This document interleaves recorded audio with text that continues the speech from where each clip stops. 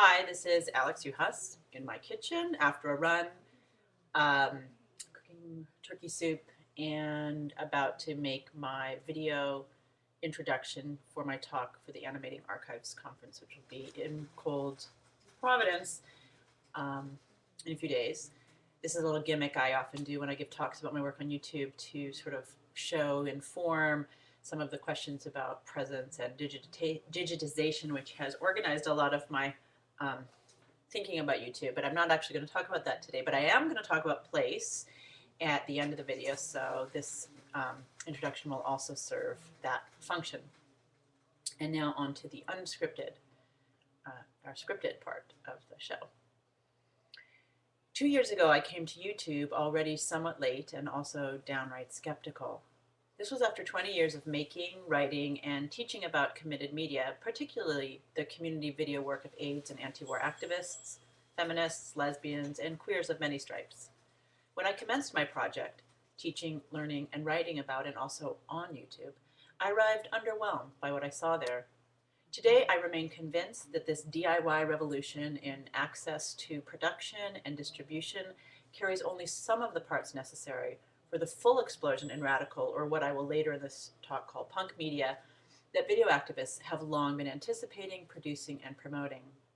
But ever a good feminist, my talk today is not about this content, my analysis and criticism of YouTube built through teaching, blogging, watching, and making video there over these 2 years, as much as it is about the forms that I have been developing in collaboration with others to represent and re-represent these pessimistic ideas about YouTube, which is to say, to publish this work in the very same digital environment where YouTube changes the radical potential of video. Today I will discuss the processes I have engaged in response to the dreaded 3 V's of the digital humanities: volume, variety, and vernacular.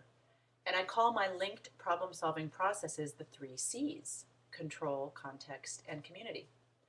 I hope that you will soon see how these cute little lists are themselves formal responses to the related publishing setbacks associated to duration and translation, from academia to onlinea, from long to short, from multitudes to ones, from complexity to clarity, little lists.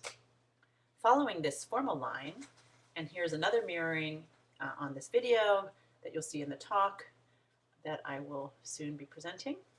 Today I will focus on 8 dilemmas I faced when working to publish this body of work with the institutional and creative support of Vectors, USC's Institute for Multimedia Literacy, and the Mellon Foundation, by transforming my unwieldy digital processes and their many diverse texts into an online book. Today I will use the first draft of this publication to show and explain how the designer and programmer, Craig Dietrich, and I formally worked through questions about audience, design, interaction, attention, linearity, borders, and multimodality, questions of import, I believe, for all publishing digital humanists. But I will conclude with reflections on how this has altered my understandings about the meaning of the digital humanities themselves, pushing all scholars to not only account for our intent, but also then the ethics of our digital intellectual efforts. So that's the end of the conclusion. I'll go back to cooking. I'm hoping that YouTube won't cut me off, which it often does when you record off your computer. And I look forward to speaking with you in person. Thanks.